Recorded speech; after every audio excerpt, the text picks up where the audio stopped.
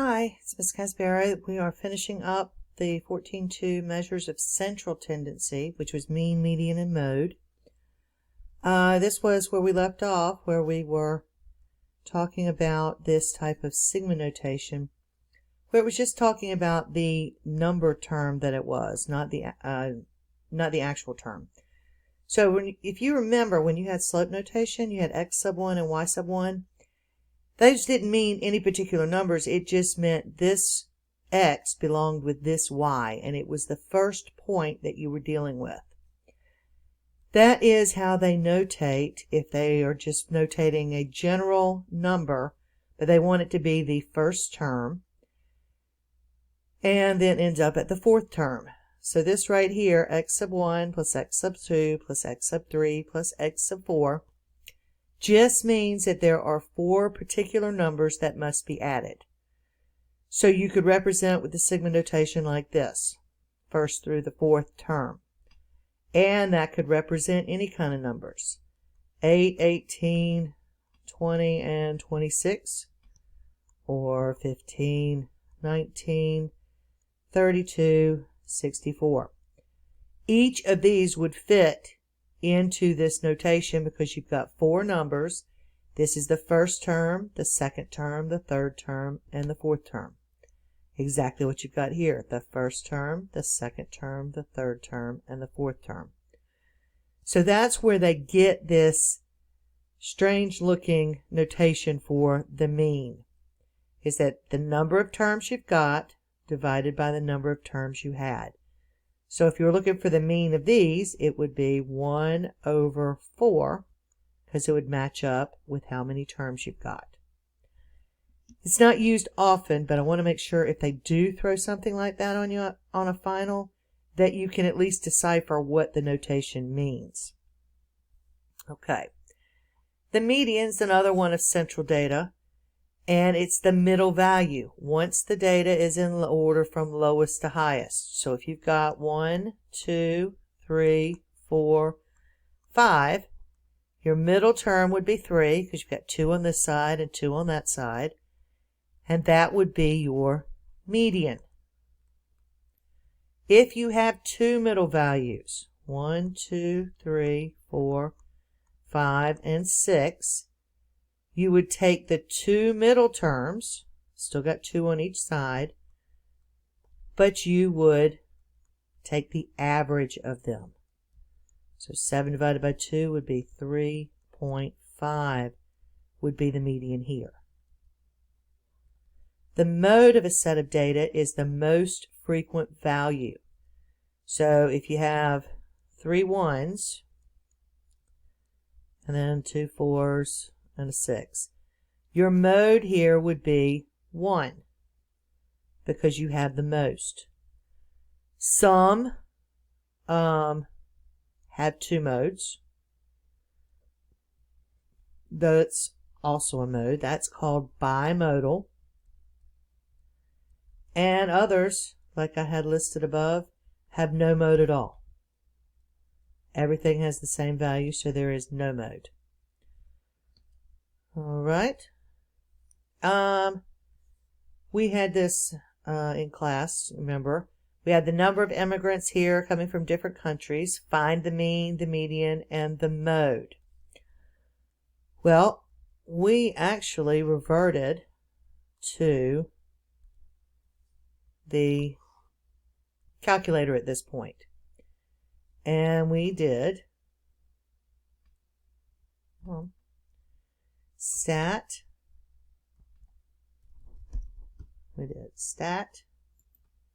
edit, and then we entered in our values: 41,700, 26,500, 39,600, 44,900, 19,100, 163,600,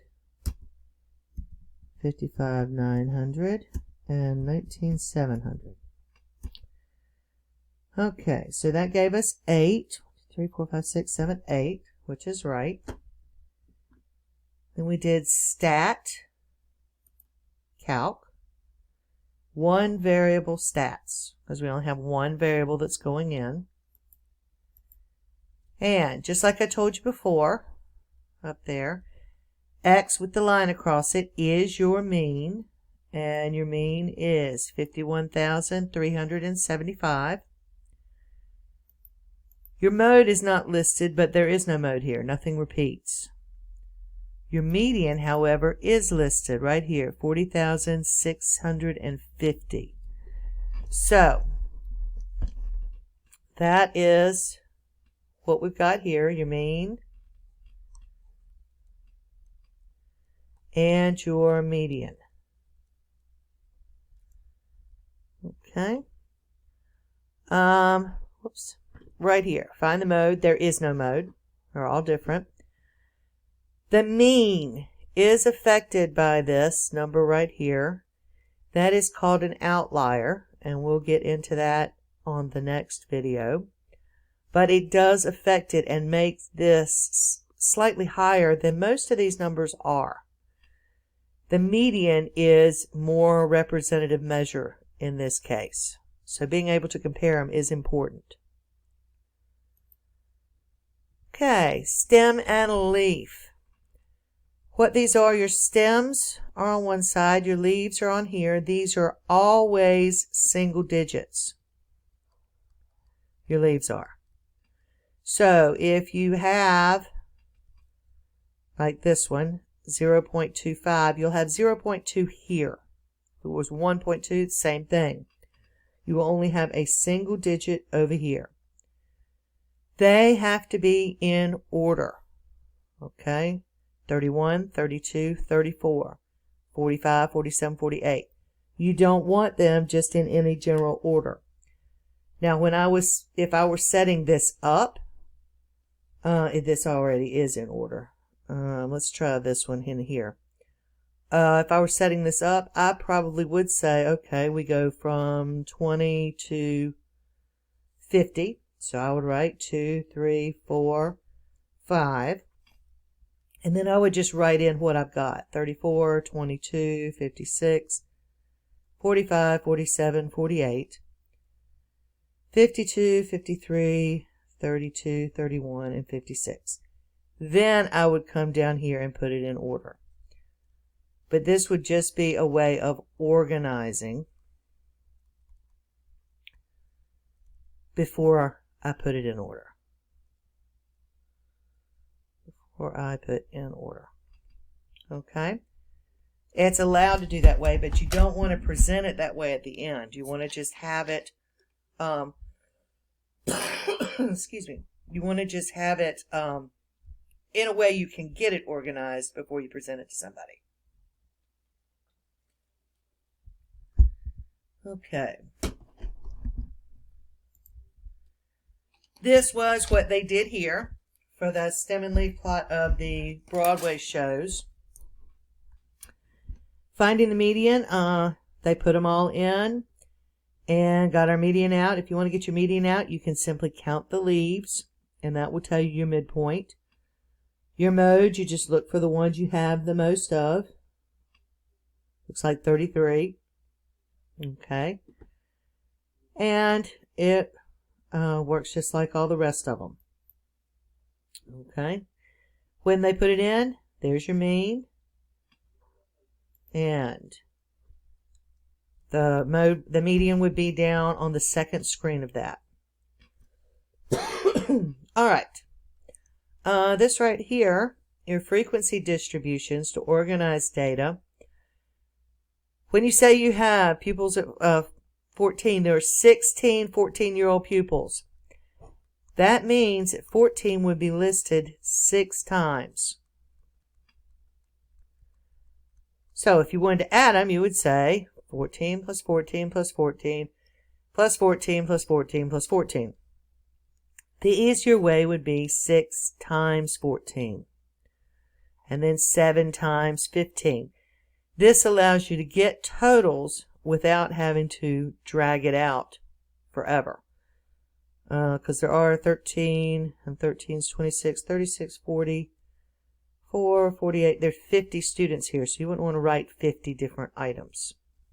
Okay? This allows you to get the total and then divide by the number that there are. Okay?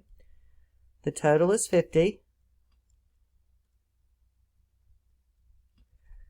When you add all these up and get 846, 846 divided by 50 is 1692, or 17. So this was the way that the frequency distributions found that you used in 14.1. You could find the mean, median, and mode. If there are 50 students, you can also put this into the your calculator. Okay, show taskbar. Here we go. If you want to put it in your calculator, you would have stat edit and 14, 15,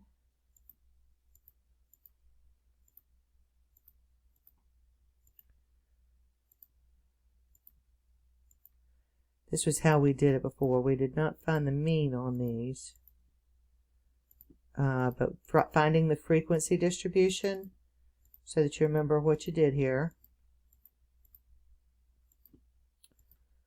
All right, 6, 7, 10.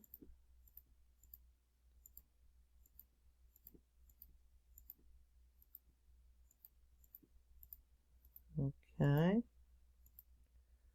And 224. Okay, so when we did these in the first one, we turned this on and we went to the histogram. XList was L1, frequency was L2. I did my window. In this case, my window is going to be from, let's say, 12 to 25. And on Y, it's going to be from 0 up to 15. We'll do it. All right. And there is my histogram. Okay. So, when you are doing it there, this is how it's related. But there are ways also to come up with the mean, median, and mode. And that's what I was showing you here. Okay. Your median. You have 50 items, so the 25th and the 26th numbers will show the median. So it's just like if I listed the 6 off here and then the 7 15s here. I need the 25th and the 26th numbers. That's 13, 23, 24, 25, 26 are going to both be in here. 25, 25th, and 26th are both going to be right in here, so that's how we get 17. The median is 17, the mode is 17, and the mean is 17. So that's actually a very special character, a curve, which we will get to later. Alright, so this is what happens when you have the class marks when you're doing one. We don't really need to worry about this. You can probably figure that out based on the summation notation. But right here, you've got 100 for the class mark because it goes between these limits, and your frequency is 5. There's your total. You multiplied this times F, 95 times 9, 90 times 17, and you got your total of 8355. There are 100 items, so 8355 divided by 100 is 83.55. You are going to multiply, always, your marks times how many of them you have. Like I said, it's just like listing them out 5 times, but you really don't want to list out 100 items. So you want to make sure you use your multiplication. Okay?